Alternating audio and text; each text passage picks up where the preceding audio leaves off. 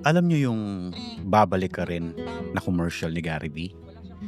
Isang linya lang yon pero tumatak sa lahat. Yes. Tapos ngayon, may bagong duty free commercial na ginagawa at ako yung naatasang mag-direct.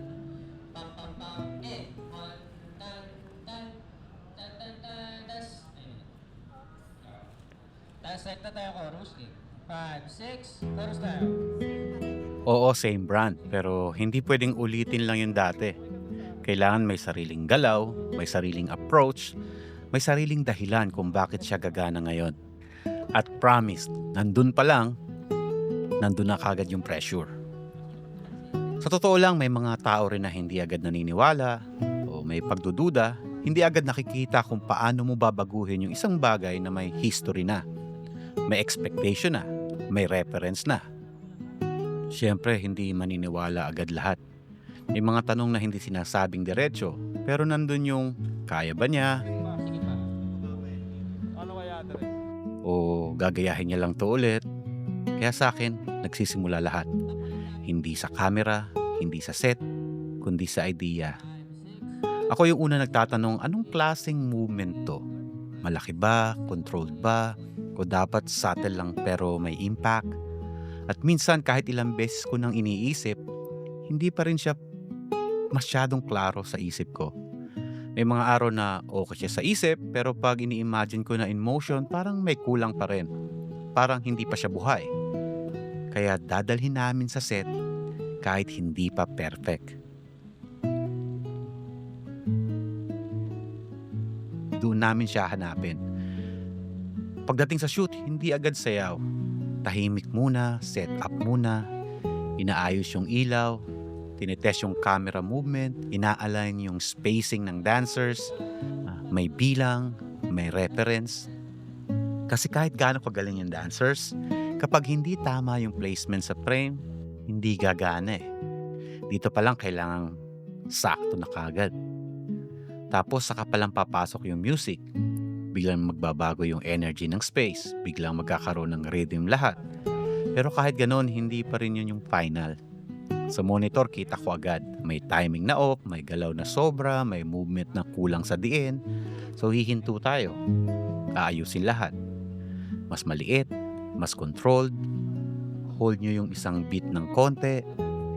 Huwag habulin, ramdamin lang. Hindi ito tungkol sa pagalingan o tungkol ito sa pagiging precise. Tapos uulitin uli. Isa pa ulit. At sa paulit-ulit na ito, dito na pumapasok yung totoong pagod. Hindi lang physical, mental din. Kasi habang inuulit natin, may sarili rin akong laban sa loob.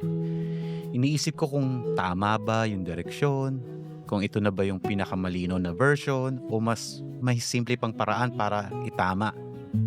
Kasi bilang creative, hindi problema ang ideas. Ang problema, yung pumili ng idea.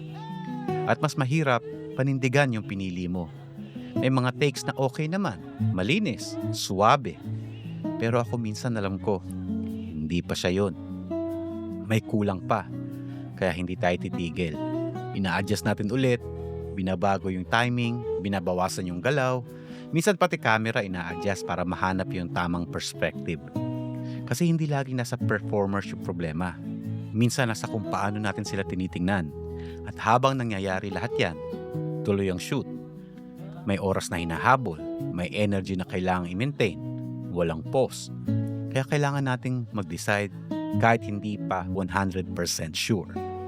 At yun yung pinaka-challenging. Hanggang sa may isang take, hindi siya perfect. May konting sablay, may hindi planado. Pero ramdam ko, nandun na. Tama yung pakiramdam. At minsan, yun yung pinaka-importante. Hindi perfection, kundi truth. Doon nag-shift lahat. Biglang nagiging natural yung galaw, yung camera sumusunod na lang, yung buong set parang iisang rhythm na lang, at doon ko na nararamdaman, gumagana na siya. Unti-unti, binubuo natin, take by take, piraso by piraso, hanggang sa hindi na natin namamalayan, kumpleto na pala. Tapos pag nakita mo yung final, malinis, suwabe, parang ang dali lang. Pero alam ko yung pinagdaanan nun.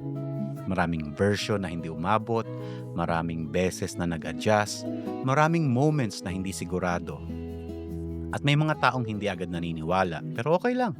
Kasi hindi naman laging malinaw sa simula. Minsan magulo, minsan frustrating, minsan parang hindi gumagana. Pero kailangan mong dumaan doon.